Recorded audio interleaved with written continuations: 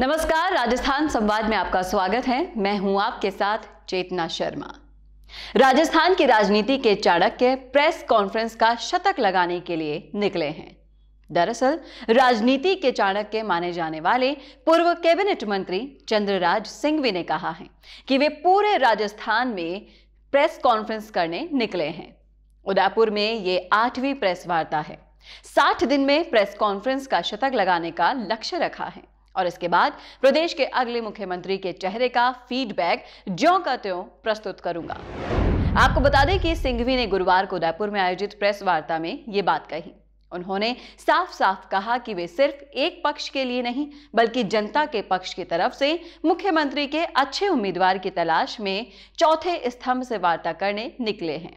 वे भाजपा और कांग्रेस दोनों ही दलों के चेहरे पर फीडबैक ले रहे हैं। चूंकि कोई भी थर्ड फ्रंट सरकार को सिर्फ धक्का लगाने की ही भूमिका निभा सकता है, इसलिए मुख्यमंत्री दोनों प्रमुख दलों से ही होंगे।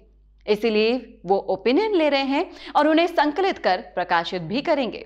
साथ ही आपको बता दें कि मुख्यमंत्री के लिए भाजपा के चेहरों के नाम गिनाते हुए उन्होंने गजेंद्र सिंह शेखावत, दिया कुमारी, सतीश पूनिया, गुलाब चंद कटारिया, ओम बिरला, भूपेंद्र यादव का नाम लिया और कहा कि कहीं शेखावत के लिए एक सोसाइटी के संदर्भ में लगे आरोप की बात सामने आती है तो दिया कुमारी के लिए अनुभव को लेकर चर्चा की जाती है। हालांकि सिंघवी ने यह भी कहा कि दिया कुमारी को अब तक जो भी कार्य या जिम्मेदारी दी गई है उसे उन्होंने बखूबी निभाया है, चाहे वो देश में हो या विदेश में। सिंघवी ने कहा कि सतीश पूनिया की तरफ जाट समाज का झुकाव कम बताया जाता है और कटारिया की उम्र यदि आड़े नहीं आती तो वे भी चेहरा हो सकते हैं और ये केंद्रीय नेतृत्व पर निर्भर है। ओम बिरला के नाम पर उन्होंने कहा कि उनके लिए कहा जाता है कि वो कोटा से बाहर ही नहीं गए और भूपेंद्र यादव हरियाणा की राजनीति में रुचि ज्यादा रखते हैं।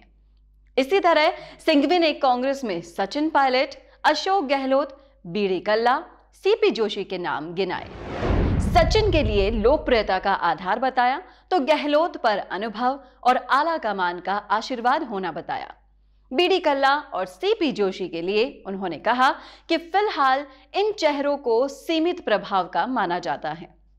गहलोत पर सिंघवी ने कहा कि वे स्वयं को जादूगर कहते हैं, लेकिन बाड़ेबंदी की नौबत आई ही क्यों अगर वो जादूगर हैं तो।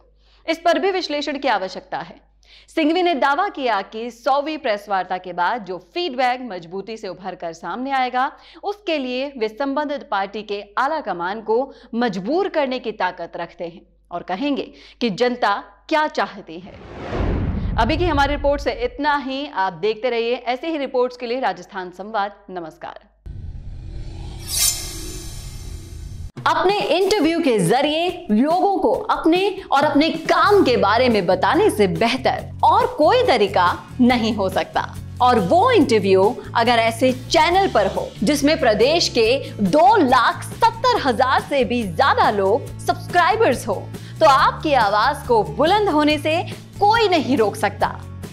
इसी के साथ उसी इंटरव्यू को हम लाखों की रीच और 3 लाख से भी ज्यादा फॉलोअर्स वाले राजस्थान संवाद के फेसबुक पेज पर भी प्रसारित करेंगे। इसके अलावा फेसबुक के कई ग्रुप्स के जरिए वो इंटरव्यू लगभग 50 लाख लोगों तक जाएगा। प्रोफेशनल न्यूज रूम और प्रोफेशनल एंकर के साथ state of the art studio में लिया जाएगा आपका इंटरव्यू। और जैसा कि आप सभी जानते हैं कि सैटेलाइट चैनल्स को टीवी पर देखना अब लोगों ने लगभग बंद कर दिया है और उन्हें भी YouTube या Facebook पर ही देखा जा रहा है।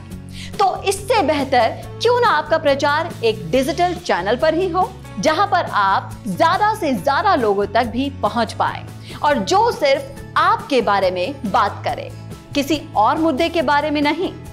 तो राजनीतिक रूप से आपको छाना हो या फिर अपने बिजनेस को बढ़ाना हो, करवाइए अपना इंटरव्यू और पहुंचाइए अपना नाम लाखों करोड़ों लोगों तक।